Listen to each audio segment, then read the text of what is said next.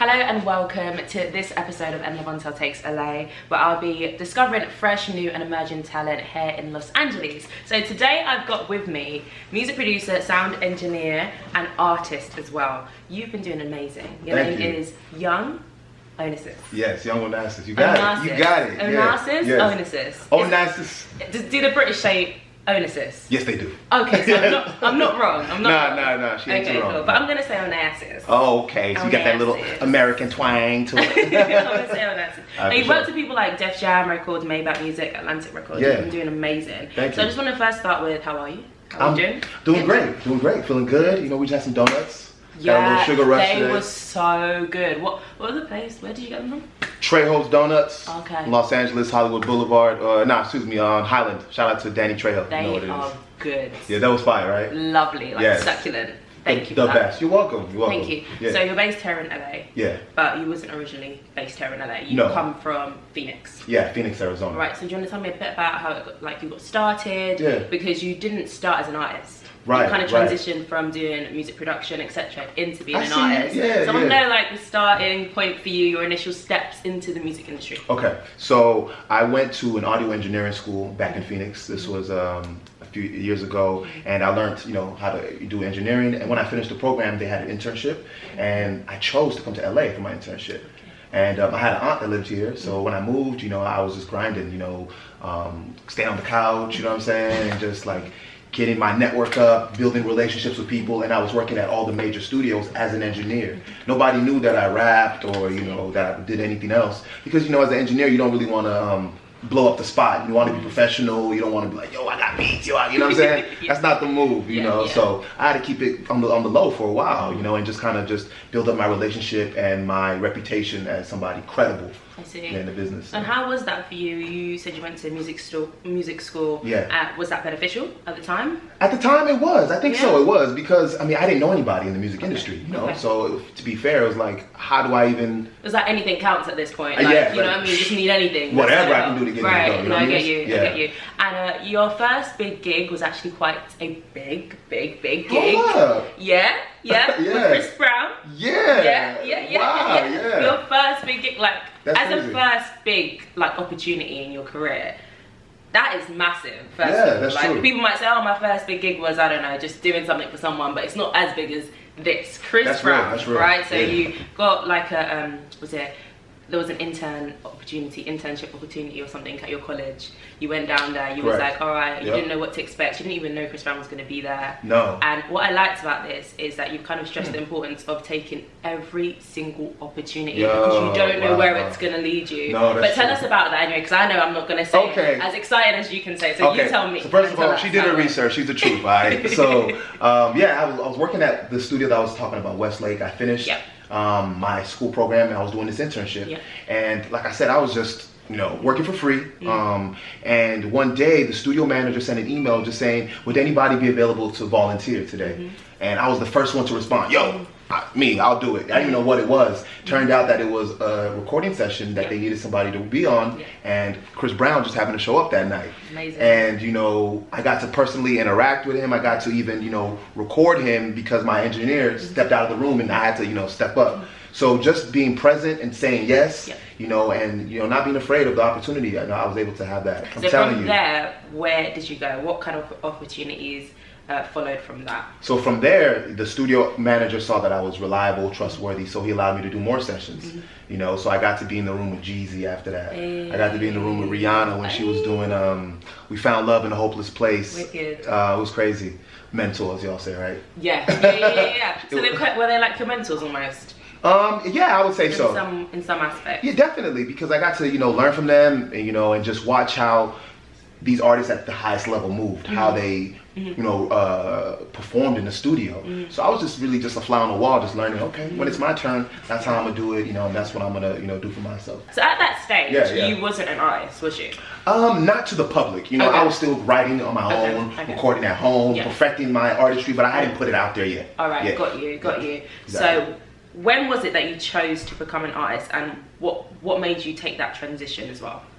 It was like 2016, I think. And I was just at a point where I felt like I'd worked with some of the big artists already. I felt what that was like, and I knew deep down that why I even started doing this, why I went to engineering school, you know, and I was losing sight of that because I'm doing sessions for other people, mixing in other people's songs and stuff, and I just felt like I needed to just focus on me. So it was at that point I was like, you know what, I'm not taking any more sessions, I don't engineer anymore, you know, and I just fell back and just used all those engineering skills for my own music.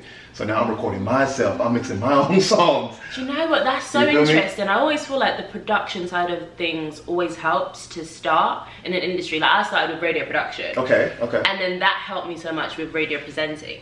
Because you know the background, same with music, you know the background, you know how it works. Honestly, and then when you do the like stuff that's in front of the camera or the, you know, you become the talent, you can work every part of the industry in that aspect, you know what I mean? And that's so important, that's so cool. Whatever industry you want to go into, basically, really learn the production. Learn everything you can, It does help because a lot. Now, like, I get to be in rooms with artists and they can't even kick me out, they need me because I can engineer. Yeah, because you can do it all. I can write, I can produce. Right. So, Definitely. So back in 2016, that's when you actually put out your debut EP. Yeah. Oh. Yes. How was that for you? You know, you're putting out your first body of work. Yes. It's kind of like first impressions count. Right. And what was the message you wanted to leave with the people that listened to your first EP? Oh. That's what's up. I wanted people to know that I was a serious artist, that I took the craft serious, that I was serious about lyrics, and I was serious about message and tone and what I was sending out. I wanted people to see that, you know, I was an artist that can do it all. That project, I produced everything, I mixed everything, you know, I did everything. Did the videos all myself. All the videos I put out for that project, I shot them myself.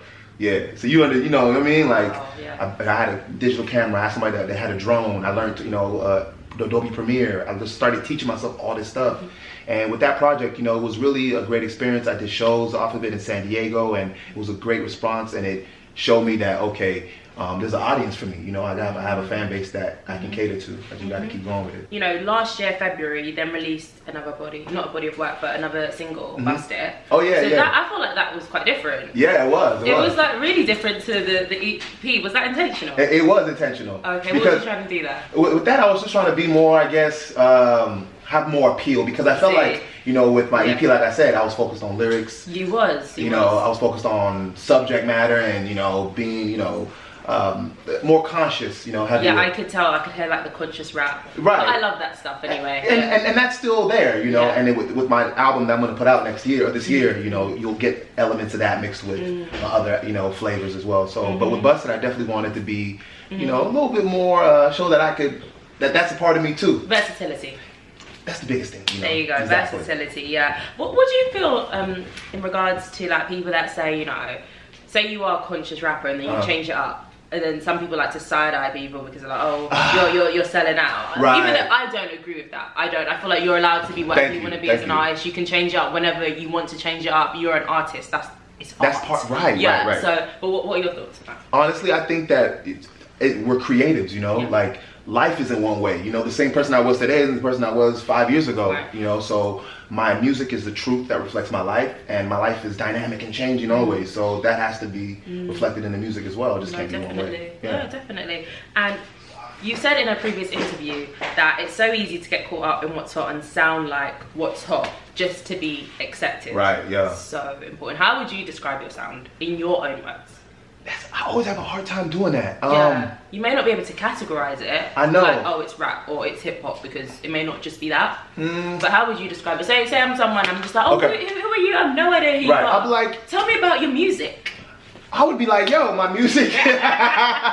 I'll be like, yo, you know what I mean? My music is high energy. My music is makes you want to move. My music.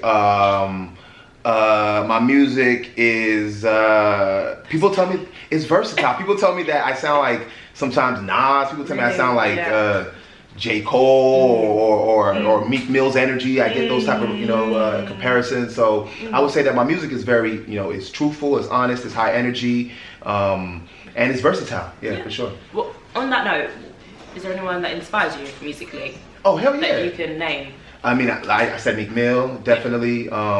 Jay-Z, you know, the OG. That's, I'm listening to, I like the new wave like Gunna. I like what he's doing. Oh, I love Gunna, yeah.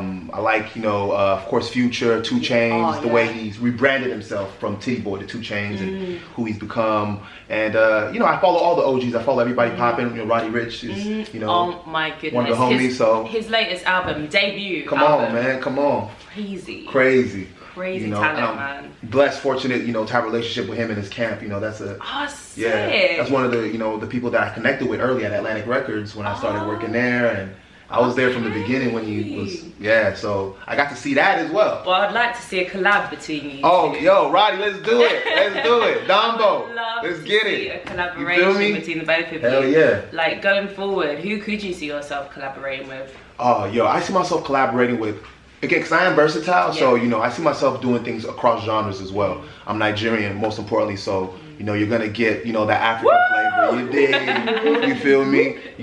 Anybody across the African continent. You know what I'm saying? Any country, South Africa, Ghana. Let's get it. So you're gonna get a lot of that. I want to collaborate with the Roddy Riches. I want to do fuck with Meek Mill. I want to do some shit with Hov. I love to work with Beyonce, Kanye. I got big goals. I'm coming for the top boy. Why not? Why limit yourself? Yeah, at the end of the day, why limit yourself? And then let's fast forward to now, 2020. You've gone straight in with a bang and released something literally a few days ago. How's that been? What's the response been like? Oh man, the response has been incredible. I just put out my music video for Rolls Royce Umbrella. Yes, you have. And the single's been doing really well for me. My highest streaming single to date. And people are just really impressed with it, because I don't know if folks, they know how it was coming or what it was, but yeah, I brought the smoke on this one. Shout out to Young Land on the production. And it's really exciting for the video release and getting a lot of positive response.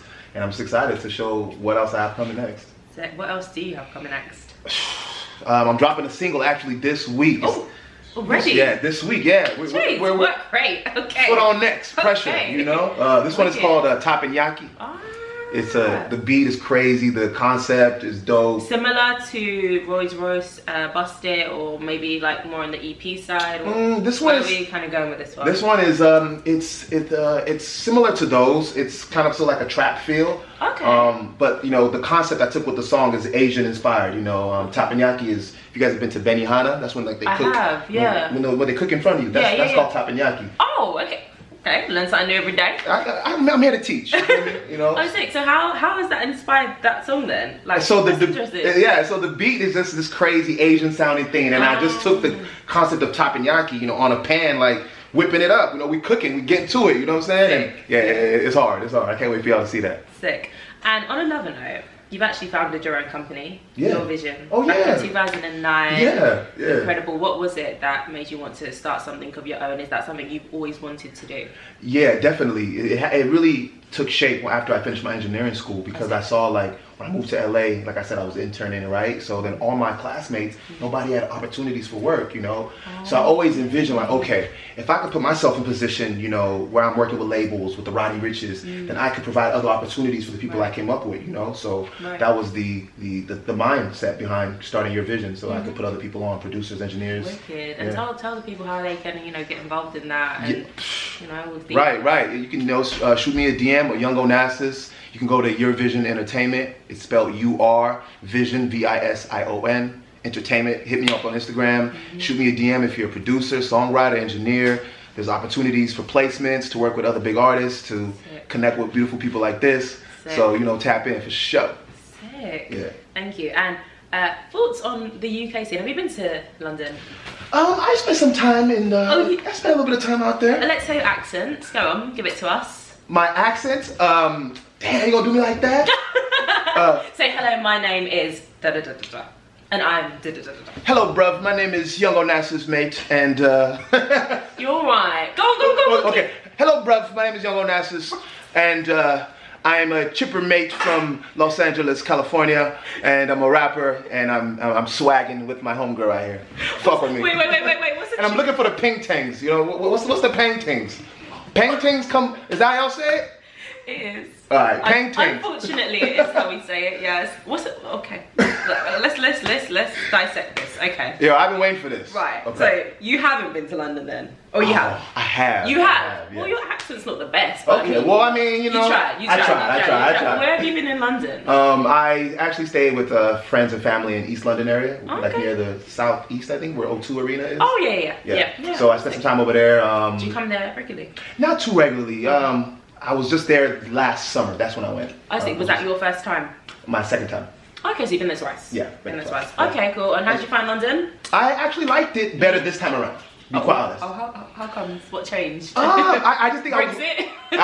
Stupid. Hey, yeah, that part. Yeah, no, I was with a younger crowd. Wireless Festival was going on. I see. So, you know, shout out to Sophie. She was trying to like link me in the scene. Sick. So What, was that last year? yeah, last year. Oh, Yeah. sick. So I was out there last year. So I just got to see more of like the young people. I got to tap more in with like the local music scene, like, and that's really what I was like, oh shit, Yeah, speaking of the UK scene, do you like the UK music scene? Like, is there any artists that you know of that you like? Honestly, I'm gonna name them up. Okay, so I like Heady One's album. Yes, Heady One. Heady One's album goes hard. Tracksuit Love, I was fucking with that song. Oh, that's a tune.